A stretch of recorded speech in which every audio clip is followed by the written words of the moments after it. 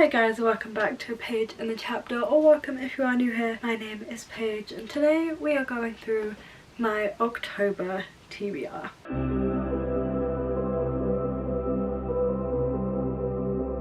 This is my most anticipated TBR / month of reading of the year.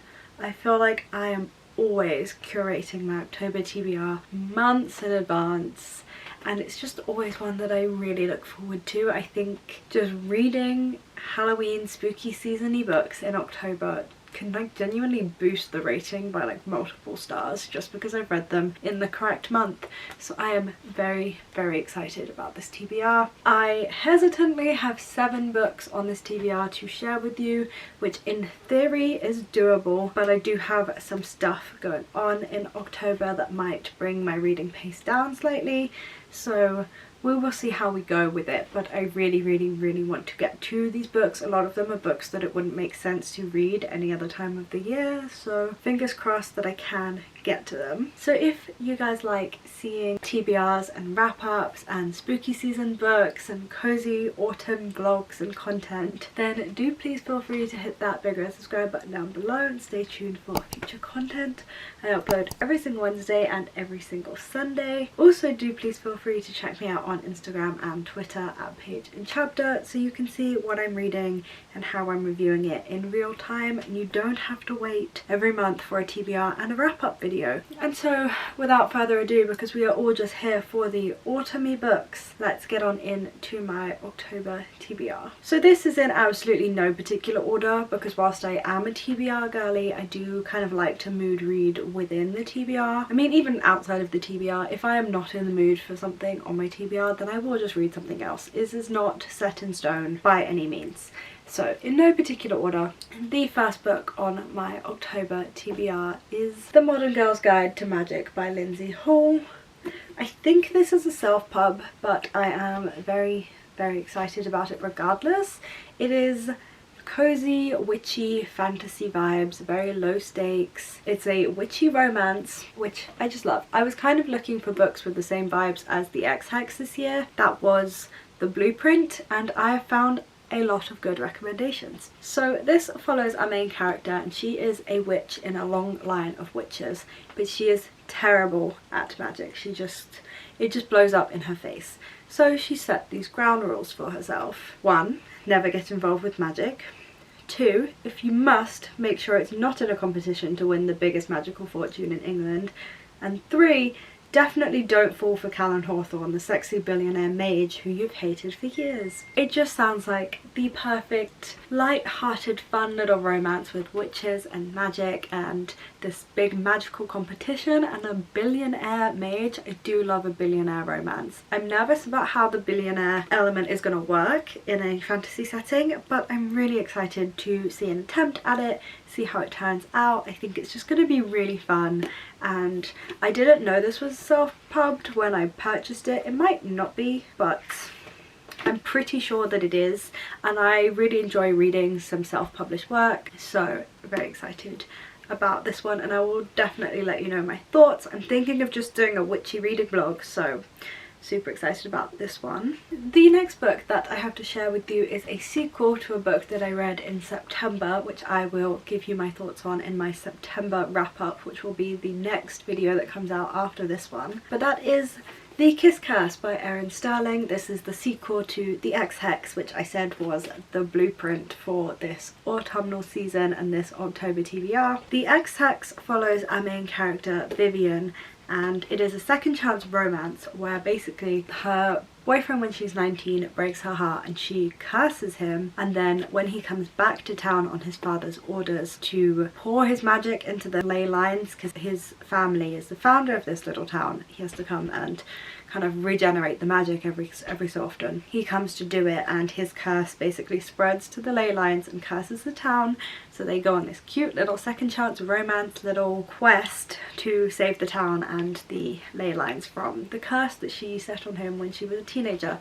It was very fun, very cutesy. Again, more thoughts will be coming in my wrap-up, but the sequel to that book is on my TBR for October because it was the blueprint, and I know Erin Sterling can do the autumnal October vibes perfectly.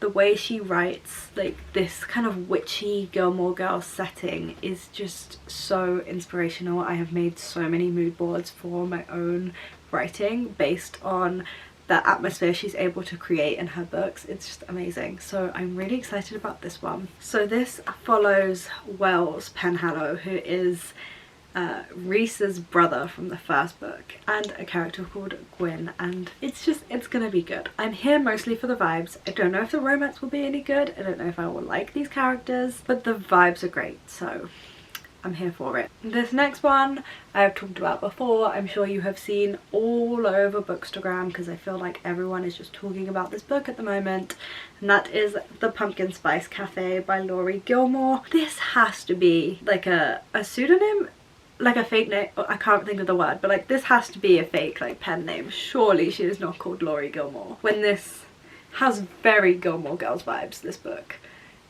You cannot tell me this book is not based on Lorelai and Luke. So this follows our main character, and her aunt has passed down the Pumpkin Spice Cafe to her in this cute little small town, and our main character has to go and learn to run this Pumpkin Spice Cafe, and it follows her small town romance with Logan, who is a local farmer who kind of stays away from town gossip and out of all of the small town shenanigans, and it follows these two kind of meeting, and I'm assuming they'll learn a lot from each other and really get along, and it will just be cutesy on autumnal, and it has pumpkin spice in the title. And I've seen some really positive reviews of this one. I have been waiting until October to delve into it, but it has really been screaming at me from my shelves, and it's taken an awful lot of restraint to not read this one straight away, but it is super cute and I cannot wait to get to it. I just think the cover is really cute as well. The vibes for this were just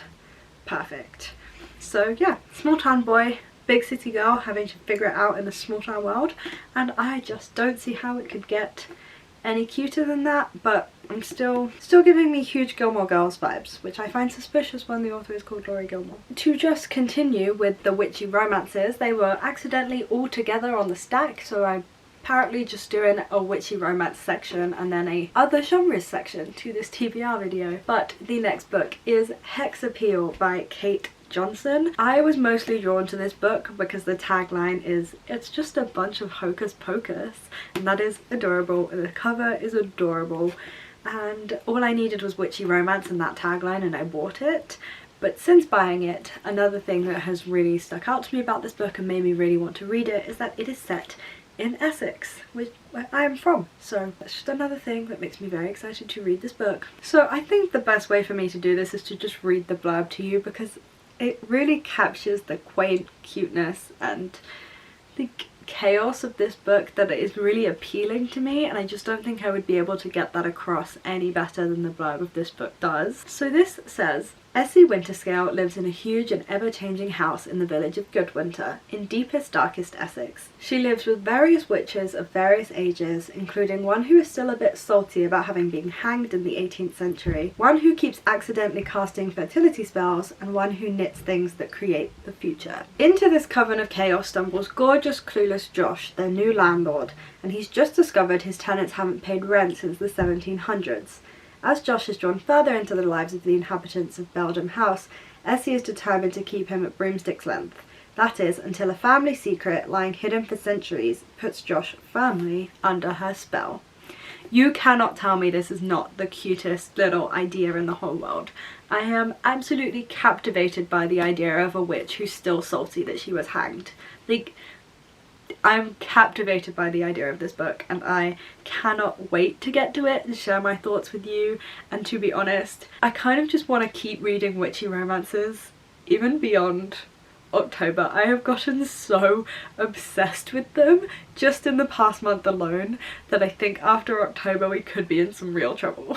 So then the next book on my October TBR is A Lesson in Vengeance by Victoria Lee. This is a dark academia witchy school setting tale, slightly darker than the low stakes fluffy witchy romances that have been on my TBR prior to this, but I've had this book for a while and I think it's finally time to get to this book. So this follows Dalloway School, which is a school where magic is only practiced and remembered in like dark corners of the school. It's far as the school itself is concerned, there is no more magic. They don't want to think about it or talk about it anymore. And this follows our main characters Felicity and Ellis as they kind of interact with each other and events from the past start to happen all over again. Mostly just here for the vibes. It is a magic school setting, dark academia, and I have seen some really strong reviews of this book in the past, so I think it is finally time for me to get to it. Dark academia, not always my favourite thing to read. It tends to freak me out and give me nightmares. I think I spent way too long in academia to really read dark academia and enjoy it too much. But we will see. Maybe for the first time in a very long time I am completely out of academia with no real plan on if/when I would ever go back. So this might hit different this year. And then the penultimate book on this October TBR is a very, very short one that I should very easily be able to knock out of the park, probably in just an evening. Maybe we'll even save this one for Halloween night itself for perfect vibes, and that is Carmilla. This is like a gothic classic. I believe this was the first, if not one of the first kind of tales of vampires to ever come about. I know when I studied Dracula at school that this book was talked about in conjunction with Dracula quite a lot, and I have been wanting to read it ever since then because Dracula is one of my all-time favourite books. It falls behind Frankenstein. I do place Frankenstein above Dracula, but Dracula's up there. I really enjoyed it. So I'm really excited to get to this one, and it is so very short and should be so very easy to read. And I purchased this from Gaze the Word, so fingers crossed for some lesbian vampires. You know, fingers crossed. That will just make this book so much better. I don't really plan on reading the blurb or looking too much into the actual plot of this because I just really want to go into it not knowing anything. I think it will hit so much better. And yeah, I do think my plan for this one is to try and read it on Halloween night with some candles and some fun goodness and just kind of sit and smash through the whole thing. It's sub 200 pages, so should be doable. Should be. And then the very final book on this TBR is kind of a chunky one. I'm not entirely sure how I'm going to manage to get to this one as well as all of the other books on this TBR, because I know that the witchy romances are probably going to beat this book out if I'm having to choose between the two. But this is Masters of Death by Olivia Blake. Really want to get to this. I believe this is also a vampire story. So this follows our main character, and she is a vampire estate agent, and she is trying to sell this house, but it is haunted and the ghost cannot be removed from the house until the events surrounding his death are solved. So our main character enlists Fox, who is a medium, to join her on this quest to solve the mystery surrounding the death of this tenant and allow her to continue to try to sell this house and be a successful estate agent. And I am just really excited for this one. It feels more light-hearted in the tone of the blurb than anything else Olivia Blake has ever published, but I'm wondering if that's like luring us into a false sense of security and this book is actually going to be like darker in tone than the blurb suggests. Either way, I think I'm okay with it. If it is just the light-hearted little quest to solve a murder, cool, great. If it ends up being darker and not like anything I would have expected, also great. So I do really want to get to this one, but in theory this one can be read in November in a way that some of the other witchy romances or books on this TBR won't hit the same in November. So, you know, in an ideal world I would get to this one as well as all of the others, but who knows what's gonna happen. But I'm giving you the extended edition of this TBR so that you can kind of see what I'm reading and hoping to get to, and we'll just have to see how things go in the month of October. And so here we have my entire October TBR. I do think that 7 books is very doable, but as I said, I have some things going on in October that I have yet to mention to you that may massively bring down my reading speed / capability, so we'll just see how that goes and I will get back to you on it, and we'll just, yeah, I'm taking things easy. I'm not putting too much pressure on myself to read like a million books in October. It would have been easy to, because there are a hell of a lot of books that I would like to get to, but no one said that I can't read spooky season stuff at Christmas. But I'm also very, very excited about my Christmas TBR, and Christmas is going to start in mid-November for me because that is when I go to Disney to like catch the Christmas celebrations. So with Christmas starting earlier for me, I have to be, in theory, done with the spooky season reads by mid-November so that I can get on into the Christmas romances instead, which is also a very, very, very exciting time of year for me. So do let me know your thoughts on these books down in the comment section if you want to read them. If you have read them and you have thoughts, then I would love to hear them. If you guys enjoyed seeing this video and you would like to see more from me, then do please feel free to hit that big red subscribe button down below and stay tuned for future content. I upload every single Wednesday and every single Sunday, so there is no shortage of bookish content around here for you guys to enjoy. And as I said earlier, do please feel free to check me out on Instagram and Twitter because I just update there a little bit more frequently than here on BookTube, so it's a great place to see content and updates from me. And so without further ado, I hope you guys are having a fantastic week, you're enjoying everything you are reading, and there are no reading slumps in your future, and I will see you for my next video. Bye guys.